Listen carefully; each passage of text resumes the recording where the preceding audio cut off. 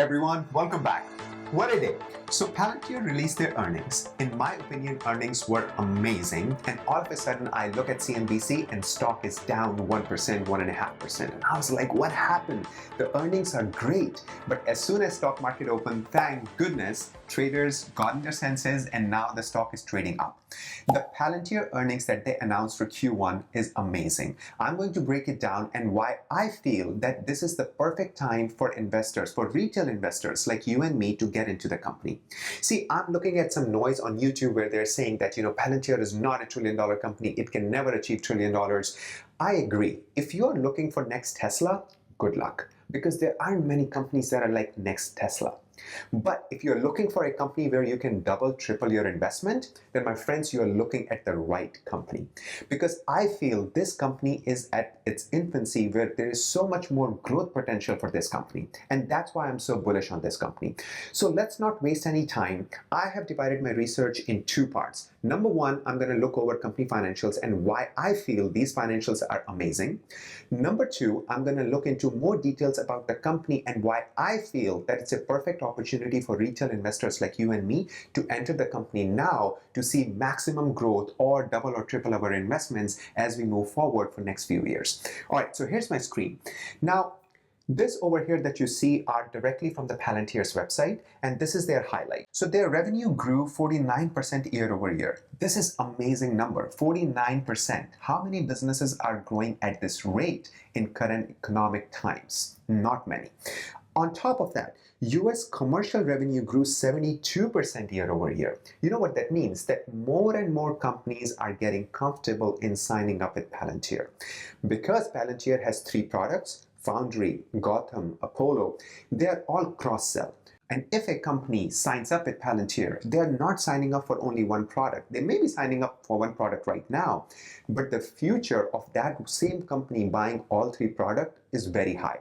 So that's why I think Palantir's cross-sell is amazing. They do an amazing job in cross-selling so that so that same customers come back and buy more and more from them. And also, once people get used to of Palantir's platform into their ecosystem, it's very hard for them to leave and switch companies. So once they sign a contract, once they sign a client, you can bet that that client will be with them for a very long time. Okay.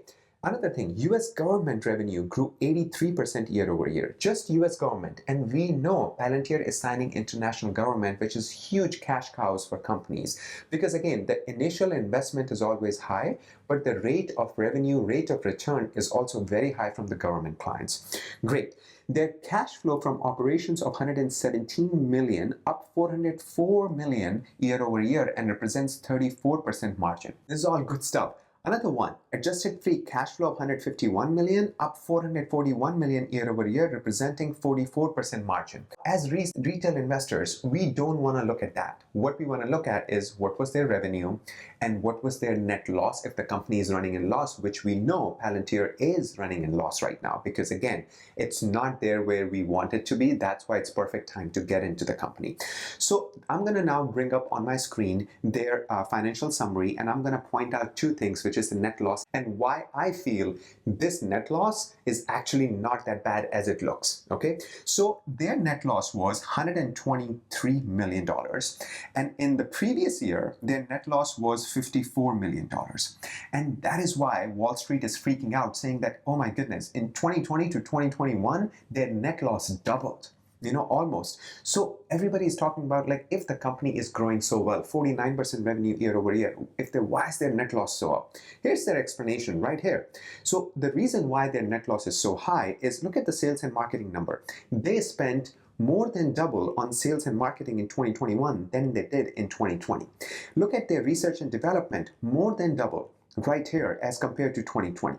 Look at their general and administrative cost. This is the breakdown that I would be interested in looking into. When I was reading their financials, most of these administrative costs was towards the stock-based compensation. Now, I'm not sure how many of you have been into that startup environment, but when you work for a startup, you are paid as stock-based compensation. You don't get salary because company doesn't have very much money to give you high salaries. So they give you high stocks. And those stocks are kind of predetermined on the dates to sell. So if you see that insider trading that, hey, Alex Karp sold this many stocks and the other executive from Palantir sold that many stocks, it's not that they are doing it on purpose. This is like their compensation, like salary, that every 3 months or so, they will sell this many shares to get this much money out. Doesn't matter if the stock price was $50 or $10. This was preset for them to kind of sell these so they can get the money out. That's why I'm not worried about when I see the insider stock sale, because I feel, people need to make money. They have to live. So for them to go ahead and sell their stock in a company that they are putting their life, their blood, their sweat, absolutely okay, because they need to get something out of it, right? I mean, they have to live, they have kids to feed, man, come on. All right, and look at this also. Total stock-based compensation, 193 million versus 54 million, 107. So that's the difference between the two numbers. Q1 of 2020, Q1 of 2021. That's why when I see the net loss number, total net loss number of 123 million versus 54 million, I'm not worried, because I know this is not going to last for long run. And now the second part of my research is based on why I feel that Palantir right now is a perfect time for investors, for retail investors like you and me, to put our money. Again, my opinion only. I'm a retail investor. I do my research. I'm long on Palantir. I have a lot of shares. I have a lot of options on Palantir, and I'm bullish on this company, just FYI. Okay, what I did was I looked at Palantir competitors to where they are now.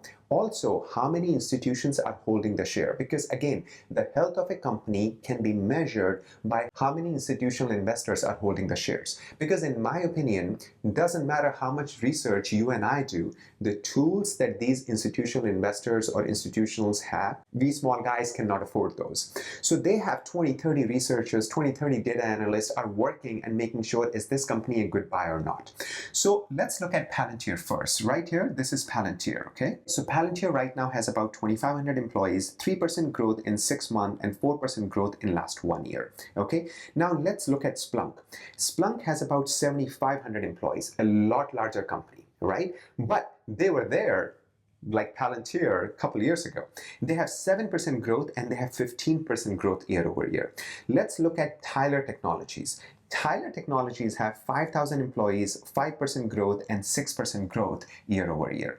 Now, these two companies are a lot bigger than Palantir. You can tell, right? Look at the employee size. Look at Palantir. It's like half the size of Tyler Technologies and 1/3 the size of Splunk, in numbers. Now, if you look at the institution holding, here's Palantir's institutional holding. They are about 17.78% institution hold Palantir share. Okay, just look at this number for now.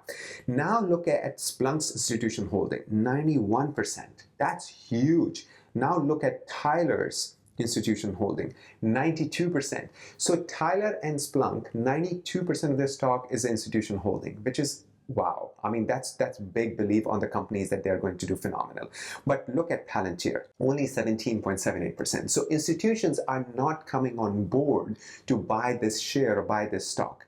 They will once they prove and they are not running in loss anymore, which I think is going to be very soon. Okay, now let's look at the Bloomberg terminal data. This is directly from Bloomberg terminal. So these are all the companies that currently Palantir hold as commercial companies. Okay, look at the list. Not that big, because I feel they have a huge runway in front of them to kind of secure more and more commercial companies. Now let's look at their government holding. Now this is only US government. Look, there's a huge list of US government, which I feel is such a boost for a company like this, because they had option to go to Splunk, or they had option to go to Tyler Technologies, which has been in business for a long time. They have proven and they are doing good. So, but why did US government, all these department of US government decided to go with Palantir? Because their product is amazing. I agree with few people that, hey, Palantir is not a consumer-driven company. I agree with you that they are more business-to-business kind of company. But in my opinion, that business to business is more exciting than being business to consumer. Why? Because there is less headache, there is less maintenance. Business to business sales are always easier and more profitable than business to consumers, because with consumers comes more headaches. So I agree that you and I are never going to go to App Store and download a Palantir app to do something. But trust me, you and I will download some other app which will be connected in the back end with Palantir. So I really feel that this company right now, where it's sitting, is very attractive for for individual investors like you and me to go and put our money, and for the long term. I'm not talking about the short term, because I see that this company has a huge potential of some wonderful growth in the coming days. I hope I was able to provide you some value, and if you get anything out of it, please hit that like, share, and subscribe button. And thank you so much for all the support. Until next time, you all have a wonderful day.